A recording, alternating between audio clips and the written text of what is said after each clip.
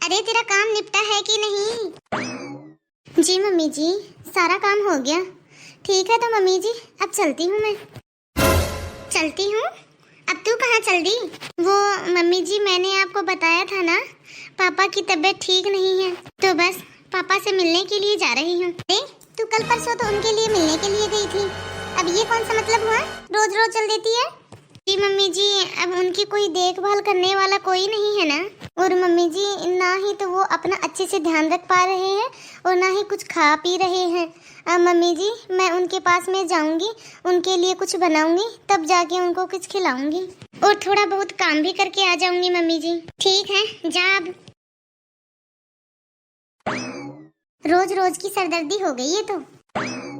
Mummy, आज कुछ ज्यादा ही देर नहीं कर दी भाभी ने आने में। हाँ बेटा, सोच तो मैं भी यही रही हूँ, लेकिन अब मैं क्या करूँ बेटा, मैं तो इस बहू से बहुत परेशान हो गई हूँ। इसके बाप ने तो परेशान करके रख दिया है, पता नहीं वो कब ठीक होगा।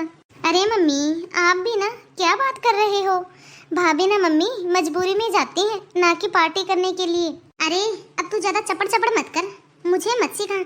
मुझे भी अच्छे से पता है कि वो पार्टी करने के लिए नहीं जाती, मजबूरी में जाती है। लेकिन ऐसे रोज रोज मायके जाना अच्छा लगता है क्या? अरे बहू है वो इस घर की, इस घर के लिए उसकी कोई जिम्मेदारी बनती है कि नहीं बनती? अच्छा तो मम्मी, अब आप ही बताओ, वो अपने बीमार पापा को किसके सहारे छोड़े? उनकी मम्मी थी जो कि पहले ही खत्म हो गई, उनकी तो पहले डेथ हो गई है। अब भाभी के कोई बहन और भैया भी नहीं है। अब भाभी नहीं संभालेगी तो फिर ऐसे में कौन संभालेगा उनको? अब बताओ तो सही। अरे अब तू उसकी ज्यादा हिमायती मत बन, समझ गई? मम्मी जी, आ गई क्या महारानी? अरे सारी जिम्मेदारी मायके की ही निभानी है क्या? ससुराल की कोई जिम्मेदारी नहीं निभानी? अरे ससुराल के प्रति भी तुम्हारी कोई जिम्मेदारी है कि नहीं? अरे क्या मम्मी, आप तो आते ही शुरू हो गई।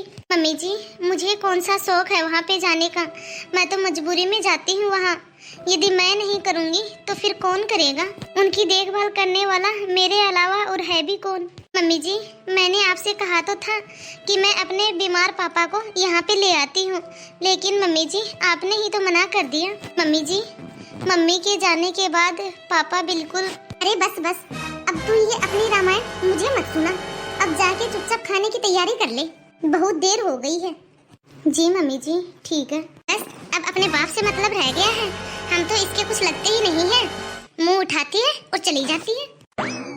अरे मम्मी, ये कौन सा तरीका था भाभी से बात करने का? एक तो पहले से ही उनके पापा की तबीयत इतनी खराब है और ऊपर से उसको तुम नहीं जीने देती हो, सारा दिन ताने देती रहती हो।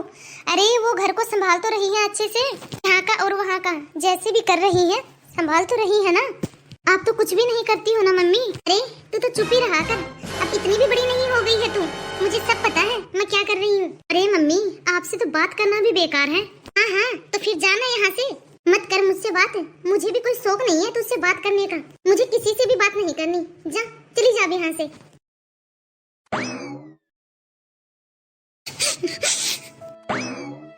भाभी। हाँ दीदी, बोलिए दीदी, क्या काम था? भाभी बोलना क्या है, मैं तो बस आपसे ये बोल रही थी कि भाभी आप ना मम्मी की बातों का बुरा मत माना करो, वो ना भाभी बस ऐसे ही। अरे नहीं नहीं दीदी, उनकी बातों का बुरा क्या मानना, और उनकी बातों का बुरा मान के मैं जाऊंगी भी कहाँ? अरे भाभी, मैं आपसे ये बोल रही थी कि क्यों ना आप अपने पापा को यहीं लेके आ जाओ, इससे उनकी अच्छे से देखभाल भी हो जाएगी और क्यों ना भाभी आपकी भागदौड़ भी बच जाएगी, इससे आपको भी दो दो जगह काम नहीं करना पड़ेगा और उनका भी मन अच्छा हो जाएगा।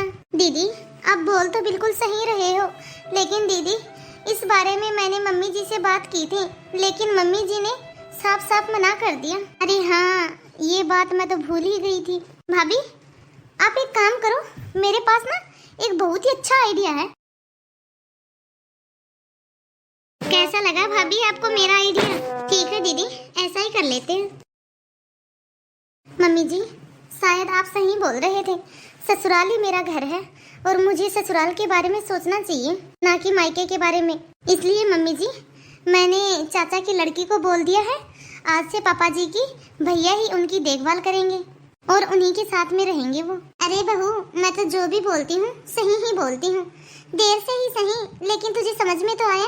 चलो कोई नहीं, अकल तो आई, देर से ही सही लेकिन आ तो गई।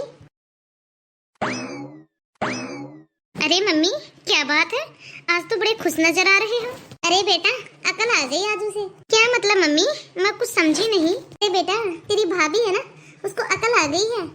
मायका उसका घर नहीं, ससुराल ही उसका घर है। अरे बेटा तुम्हें पता है, उसने ना अपने पापा को उसके चाचा के घर भेज दिया है।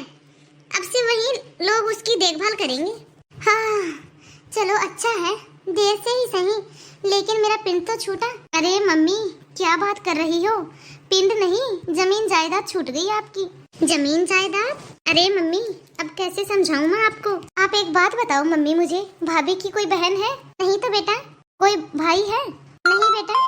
तो मम्मी आप एक बात बताओ, भाभी का वहाँ का एक बड़ा सा घर है और वहाँ की जमीन जायदाद जो भी प्रॉपर्टी है वो किसकी हुई? बहू की। लेकिन मम्मी अब वो बहू की नहीं रहेगी। अरे बेटा तू तोड़ मरोड़ के बातें क्यों कर रही है? तू साफ साफ बता ना क्या कहना चाह रही है। मम्मी देखो सिंपल सी बात है, अच्छे से सुनो। यदि भाभी अपने पापा की देखभाल कर रही होती या फिर भाभी के पापा यहाँ पे होते तो मम्मी कोई भी ऑब्जेक्शन उठाने वाला नहीं होता, सारी की सारी प्रॉपर्टी भाभी के नाम होती। अब आप एक बात बताओ मम्मी, यदि उनके चाचा के लड़के उनकी सेवा करेंगे भाभी के पापा की, तो वो लोग फिर क्या कहेंगे कि बहन तुम्हारे पापा की सेवा तो हम कर रहे हैं तो प्रॉपर्टी भी तो हमारी हुई ना। वो तो साफ साफ बोल देंगे कि भाई तुम्हारी प्रॉपर्टी नहीं है, सेवा तो हमने की है तो प्रॉपर्टी भी हमारी हुई, वो आपकी कैसे हुई? अरे हाँ तू सही बोल रही है बेटा, ये बात तो मेरे दिमाग में आई नहीं बेटा, मैंने तो इस बारे में सोचा ही नहीं। अब क्या करूँ मैं? और बहू उसने भी तो बोल दिया अपने चाचा के लड़के को कि वो सेवा कर लेगा उसके पापा की। मम्मी अभी भी टाइम है, अभी भी ज्यादा देर नहीं हुई है। आप एक काम करो, थोड़ा प्यार से बात करना मम्मी भाभी से, भाभी इतने में ही खुश हो जाती है। आप भाभी से जाके बोलना कि वो अपने पापा को यहीं पे ले आए, यहीं पे रह के उनकी सेवा भी हो जाएगी। मम्मी इससे क्या है कि हमारे घर का भी काम होता रहेगा और उनके पापा की सेवा भी हो जाएगी। अरे बेटा तू बड़ी समझदार हो गई है, इतनी अकल कहाँ से आई तुम में? मम्मी अब आप ये मत पूछो कि कहाँ से आ गई बस। बहू। हाँ जी मम्मी जी। बहू तू देख, तू सोच रही होगी कि मैं बहुत बुरी सास हूँ, लेकिन बेटा इतनी भी बुरी नहीं हूँ मैं। बेटा आज मुझे सारा दिन हो गया सोचते सोचते। बेटा मुझे ना बहुत पछतावा हो रहा है कि मैंने एक बीमार बाप को एक बेटी से अलग कर दिया। पता नहीं बेटा, अब बुढ़ापा चल रहा है तुम्हारे पापा का, अब कितना और समय है उनके पास। बेटा ऐसे में तो तुम्हें अपने पापा के साथ रहना चाहिए। तो बेटा क्यों ना तू एक काम कर, अपने पापा को यहीं बुला ले और यहीं पे बुला के उनकी देखभाल भी कर ले। वो क्या है ना बेटा, इससे तुम्हारा आना जाना भी बच जाएगा और वो तुम्हारी आंखों के सामने भी रहेंगे और वो हम सबके साथ भी रहेंगे बेटा, और मुझे भी अच्छा लगेगा। तुम्हें पता है बेटा मैं कितना सोच रही थी, मैं सोच रही थी कि हे भगवान मैंने मना तो कर दिया, लेकिन मुझे बहुत बुरा लग रहा था बेटा, मुझे बहुत दुख हुआ। ठीक है मम्मी जी। अच्छा तो बेटा ठीक है, मैं तैयारी करती हूँ तुम्हारे पापा के आने की। थैंक यू दीदी। सच में दीदी मेरी कोई बहन नहीं है, लेकिन फिर भी मुझे ऐसा लग रहा है कि यदि मेरी बहन होती तो वो आपसे अच्छी नहीं होती। भाभी प्लीज अब आप रोइए मत, आपके पापा आ जाएंगे। अब यहाँ पे लाके उनकी अच्छे से देखभाल करना, और मैं तो भगवान से बस यही प्रार्थना करूंगी कि वो जल्दी से और अच्छे से ठीक हो जाएं। तो हेलो गाइज, कैसे हो आप सब? आई होप आप सब अच्छे ही होंगे। तो आप सभी को आज की हमारी यह कहानी कैसी लगी कमेंट बॉक्स में कमेंट करके अपनी राय जरूर दें, और ज़्यादा से ज़्यादा इस वीडियो को शेयर करें, क्योंकि आपके एक लाइक और एक शेयर से हमारा भी मोटिवेशन बढ़ता है, ताकि हम लोग ऐसे ही आपके लिए नए नए वीडियो लेके आते रहे। और यदि अभी तक आपने हमारे इस चैनल को सब्सक्राइब नहीं किया हो तो फटाफट से बेल आइकन दबा के चैनल को सब्सक्राइब करें, ताकि ऐसे ही मज़ेदार वीडियो सबसे पहले आप तक पहुंचते रहें। तो धन्यवाद दोस्तों, अब मिलते हैं अगले वीडियो में, तब तक आप इस वीडियो को देखिए और एंजॉय कीजिए।